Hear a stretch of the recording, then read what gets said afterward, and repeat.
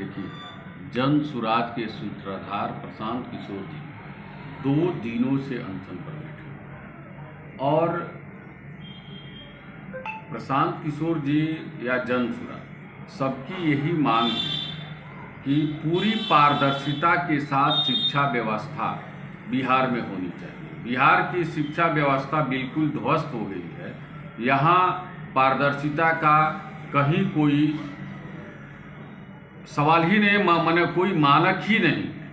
इस स्थिति में जो बीपीएससी के छात्र जो अनशन पर बैठे हुए हैं, उन लोगों के साथ जो पुलिसिया उत्पीड़न या सरकार जो उपेक्षा कर रही है, इसके लिए हमारे जो जन सुराज के नेता हैं प्रशांत किशोर जी अनशन पर बैठे हुए हैं और हम लोग भी सिवान से भारी संख्या में यहाँ से पहुँचने का काम कर रहे हैं। हमारे जितने जन सुराजी साथी हैं सभी लोग पटना जाने का काम कर रहे हैं और प्रशांत किशोर जी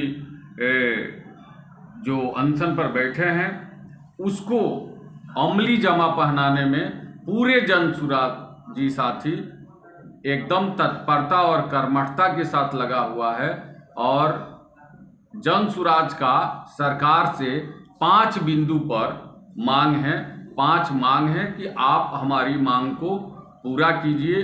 उसमें सबसे जो प्रथम मांग है कि 17वीं बीपीएससी परीक्षा में हुई अनियमितता और भ्रष्टाचार की उच्च स्तरीय जांच और पुनर्परीक्षा कराई जानी चाहिए ताकि छात्रों को न्याय मिल सके।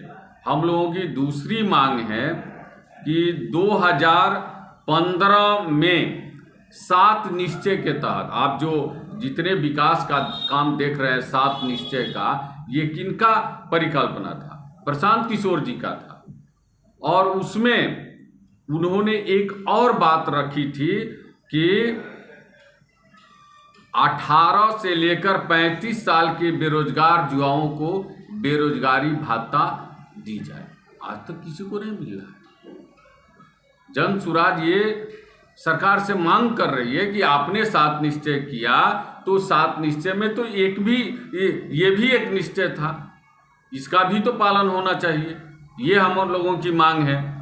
तीसरी मांग है कि पिछले 10 वर्षों में प्रतियोगी परीक्षाओं में हुई अनियमितता और पेपर लीक की जांच एवं दोषियों पर की गई कार्रवाई पर श्वेत पत्र जारी किया जाए। आप क्या कार्रवाई कर रहे हैं, कौन जान रहा है? अभी तक तो किसी पर कोई कार्रवाई दिख नहीं रहा। हाँ, अगर आप किए हैं तो उसका श्वेत पत्र जारी कीजिए। ये हम लोगों की मांग है। चौथी मांग है कि लोकतांत्रिक जननी माने पूरे विश्व में लोकतंत्र की जननी हमारा बिहार रहा। इस बात को पूरा विश्व मानता है और ये जो है बिहार को हमारी जो सरकार है क्या बना दी है? लाठी तंत्र बना दी है और दोषी अधिकारियों पर कार्रवाई होनी चाहिए। आज जो युवाओं पर लाठी चल रहा है, जो अनशन पर बैठ रहा है उस पर लाठी चल रहा है, तो भाई अधिकारियों पर तो कार्रवाई होनी चाहिए। आप किस माने इसको राजतंत्र मान लिया जाए? राजतंत्र तो है नहीं। ऐसा कुकृत्य तो राजतंत्र में होता था।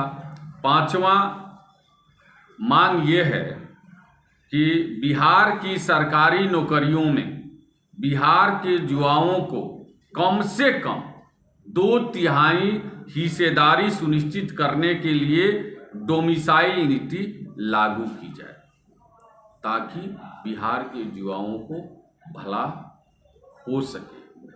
ये हम लोगों की मांग है जो बिल्कुल सार्थक और न्यायोचित मांग है। हम लोग बिहार सरकार से ये आग्रह करते हैं, निवेदन करते हैं कि हम लोगों की मांग को सुना जाए और छात्रों के साथ न्याय किया जाए।